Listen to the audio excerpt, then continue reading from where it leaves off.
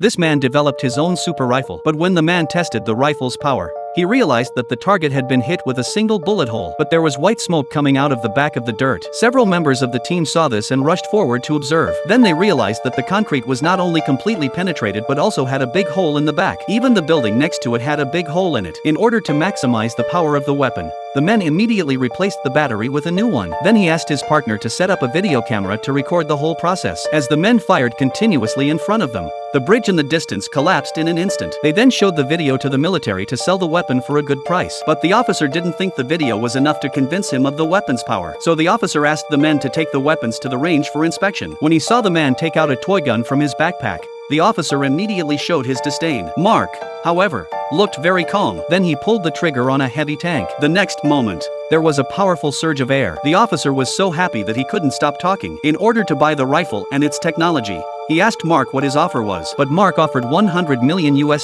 However, after hearing this, the chief immediately agreed and said that he would have the money together by noon tomorrow. But what Mark didn't expect was that as soon as he got back, the officer started investigating him. Soon it was time for the next day's transaction. At that moment, Mark thought he was going to make a fortune, but he was still worried that the officer might cheat, so he gave the goods to his teammates for safekeeping. When Mark arrived at the trading place, he found that the other party not only didn't have the money with him, but also threatened to deliver the goods with weapons. When Mark was about to run away, he realized that his family had also been kidnapped by the officer. Mark had no choice but to call his teammates and hand over the weapons and information to the other party. After confirming that the information was in order, they let Mark and his family leave. Soon Mark and his teammates arrived at the rooftop. They set up a signal booster here. Then they targeted the officer's car. It turns out that Mark has installed a locator on the weapon in advance. He was able to monitor the other side's movements through surveillance. Seeing that the vehicle is in range, Mark pulled out his second-generation super rifle. Although this weapon looks like a toy water pistol, its power and range are far greater than the first generation. Before the people in the car had time to react,